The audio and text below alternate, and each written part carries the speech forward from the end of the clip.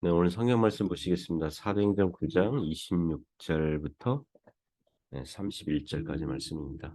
사울이 예루살렘에 가서 제자들을 사귀고자 하나 다 두려워하여 그가 제자됨을 믿지 아니하니 바나바가 데리고 사도들에게 가서 그가 길에서 어떻게 주를 보았는지와 주께서 그에게 말씀하신 일과 다메섹에서 그가 어떻게 예수의 이름으로 담대히 말하였는지를 전하니라. 사울이 제자들과 함께 있어 예루살렘에 출입하며 또 주 예수의 이름으로 담대히 말하고 헬라파 유대인들과 함께 말하며 변론하니 그 사람들이 죽이려고 힘쓰거늘 형제들이 알고 가이사랴로 데리고 내려가서 다소로 보내니라. 그리하여 온 유대와 갈릴리와 사마리아 교회가 평안하여 든든히 서가고 주를 경외함과 성령의 위로로 진행하여 수가 더 많아지니라. 아멘. 오늘 사울의 예루살렘 방문 이런 제목으로 하나님 말씀 증거하겠습니다.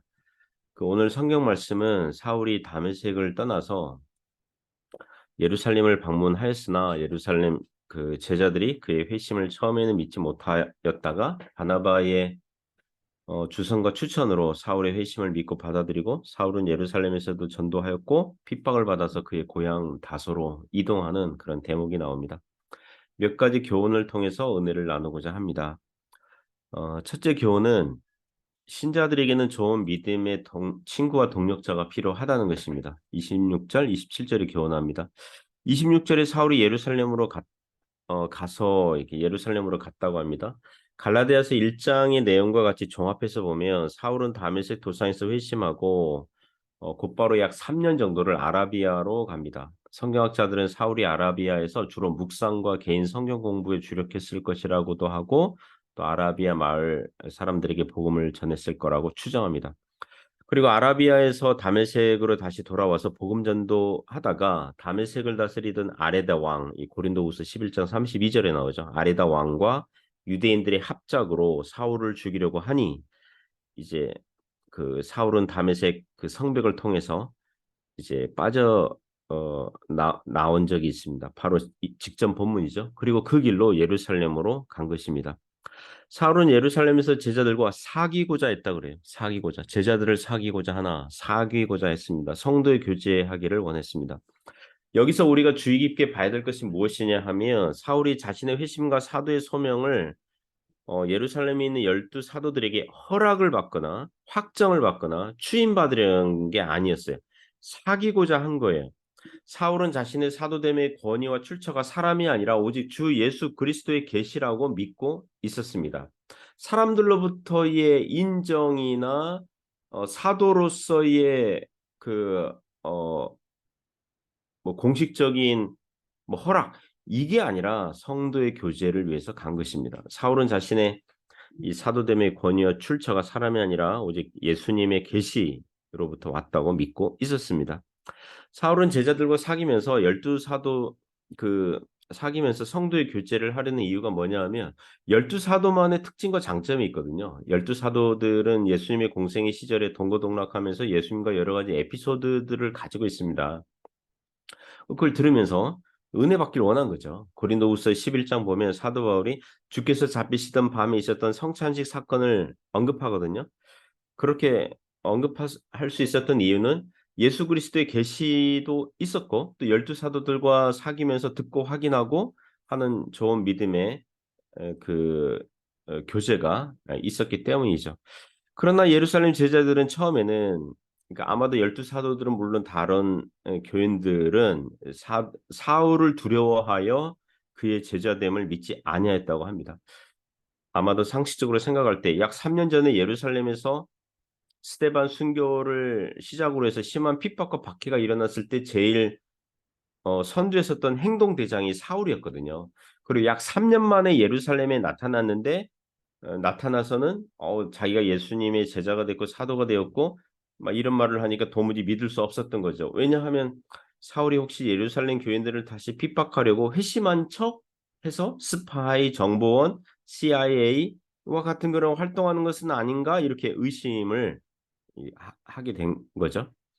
우리는 예루살렘 제자들의 두려움과 의심을 어느 정도는 이해해 줘야 됩니다. 만일 제가 그들과 같은 입장이었어도 사울을 두려워하고 그의 회심을 일단은 의심했을 거예요.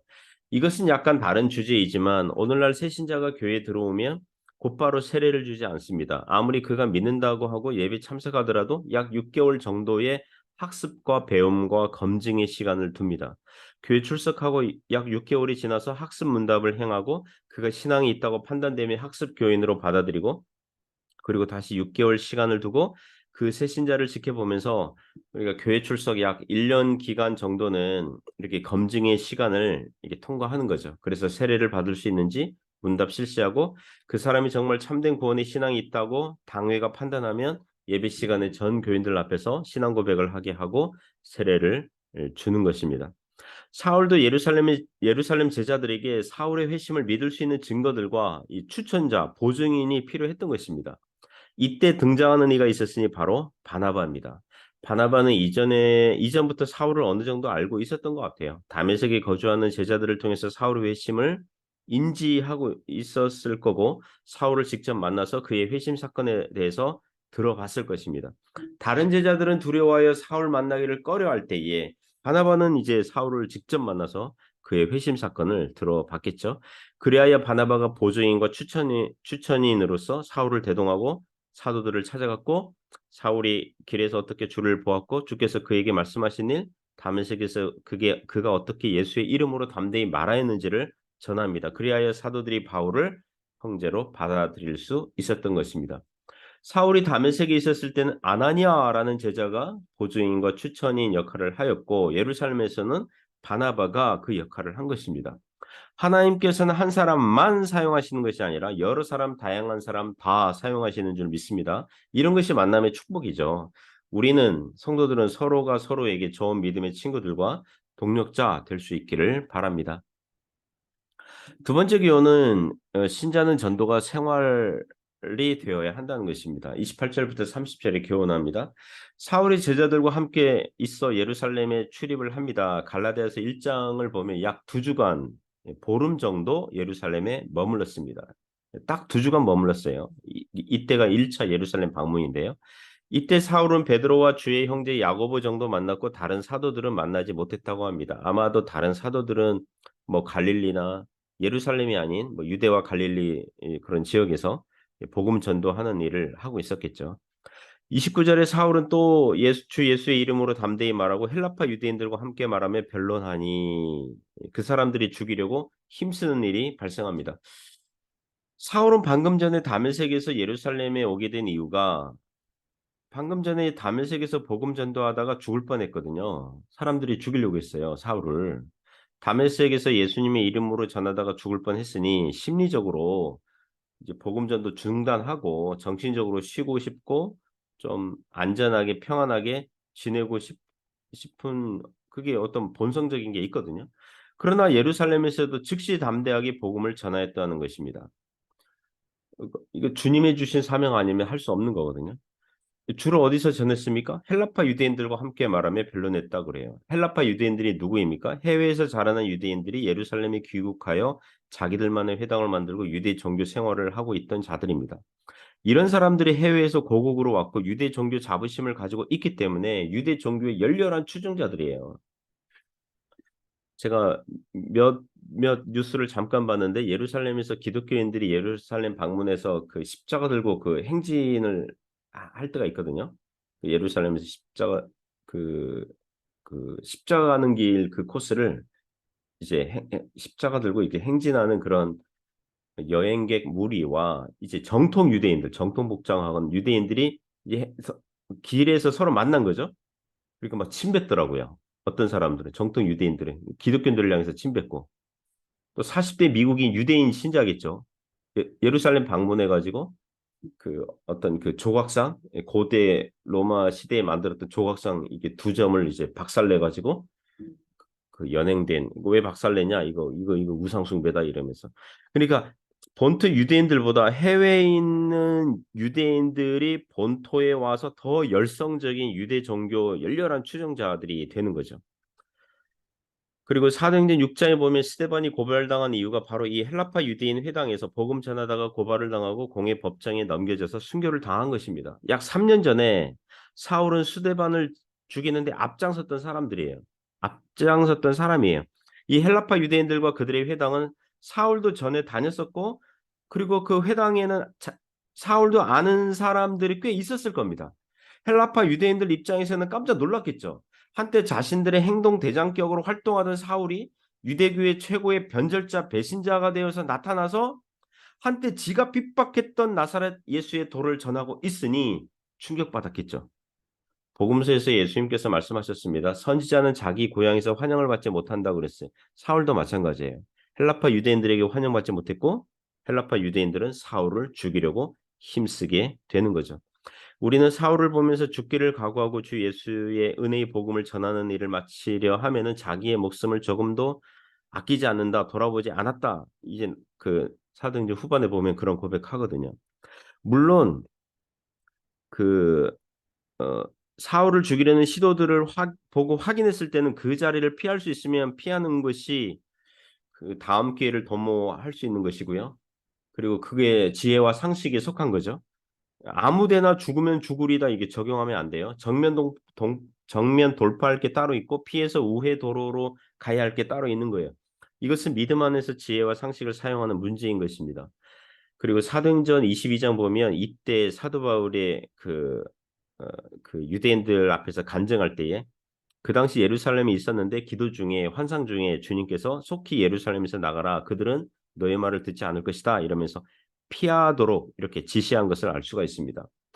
형제들이 그 사울을 죽이려는 시도들을 알고 가이사랴, 요빠 위에 항구 도시죠. 가이사랴로 보내서 아마도 백길로 다소로 이제 그 소아시아 터키 쪽 다소로 이제 보내게 됩니다. 그리고 사울은 다소에서 약 7, 8년 기간을 있다가 사도행전 11장 가면 바나바가 수리아 안디옥 교회에서 사역하게 되면서 다소에 있던 사울을 다시 부르게 되는 것입니다. 여기서 우리가 배우게 되는 것은 전도의 생활화죠. 기회 있을 때마다 전도하고 만일 전도의 문이 막히면 또 다른 열리는 길로 가면 되는 것입니다. A라는 사람에게 전도했는데 A라는 사람이 마음이 강팍해요. 복음을 받아들이지 않아요. 그러면 그 사람을 천년만년 붙들고 계속 뭐 전도를 시도하고 그게 아니라 더 마음의 문이 열려 있는 B라는 사람에게 가서 복음을 전하면 된다는 것입니다. 셋째 교훈은 주님은 지금도 복음의 능력을 행하신다는 것입니다. 31절 보시면 그리하여 9장 첫 주제가 무엇입니까? 첫 이야기의 시작이 첫 사건의 시작이 핍박자 사울이 다메섹에 있는 제자들을 핍박하려고 떠나는 장면 나오거든요. 그 길에서 사울은 어, 주님을 만났고 주님께서 사울을 사도로 부르시고 최고의 박해자가 최고의 전도자가 되어서 예루살렘으로 다시 돌아온 거예요. 그리고 예루살렘에서 전도하다가 박해를 받아서 예루살렘을 떠나는 다소로 떠나는 그런 사건이 생기므로 온 유대와 갈릴리와 사마리아 교회가 평안하여 든든히 서가고 주를 경외함과 성령의 위로로 진행하여 수가 더 많아졌다고 합니다. 우리 주님은 교회가 진리와 믿음 안에서 평안하기를 바라십니다. 그 어제 저녁이랑 또 뭐 오늘 또 아침 일찍에도 그 이스라엘과 팔레스타인 간의 그 분쟁 또 하마스가 거의 뭐 테러죠 테러 또 하마스 입장에서는 그게 뭐 자기들 전쟁이라고 생각하겠죠. 늘 이스라엘에게 그 눌림을 당하고 있었으니 어쨌든 그 전쟁이 일어났습니다. 수백 명 수천 명이 이제 사상자가 발생하고 있는데 세상은 평화 원하지만 정말 전쟁과 분쟁이 있어요. 이 세상에는 전쟁과 분쟁이 있습니다. 그럼에도 우리 주님께서는 교회가 평안하기를 바라십니다. 진리와 믿음 안에서 평안하기를 바라십니다. 교회를 잠시 핍박하는 자가 있어도 그를 고꾸라지게 해서 기독교 진리를 드러내시고 그 사건을 통해서 교회는 하나님을 더욱더 경외하게 하고 피차간에 성령께서 주시는 위로를 받고 진행하니 믿는 자의 수가 더 많아지는 것입니다. 이런 전쟁과 분쟁의 시기에 교회는 어떻게 해야 됩니까? 하나님의 은혜를 구해야 되죠.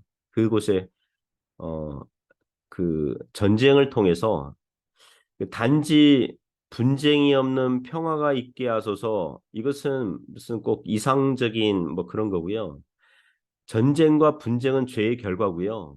그것을 통해서 그 고난과 환란을 통해서 사람들은 인간의 연약함, 인간의 약함을 인식하고 하나님을 찾도록 하는 그런 기회가 되도록 기도해야 됩니다. 하나님 안에 그, 그 은혜가 있는 거거든요.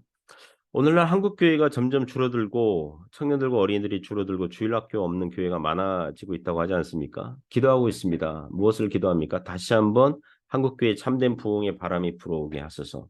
그리하여 교회가 평안하여 든든히 서가고 주를 경외하는 사람들이 많아지고 성령의 위로로 힘을 얻어서 주님을 위해서 사는 자들이 많아지게 하소서. 이렇게 기도하고 있습니다. 사랑하는 성도 여러분, 오늘도 하나님 앞에 은혜를 구하면서 믿음으로 사시기를 주님의 이름으로 부탁드립니다.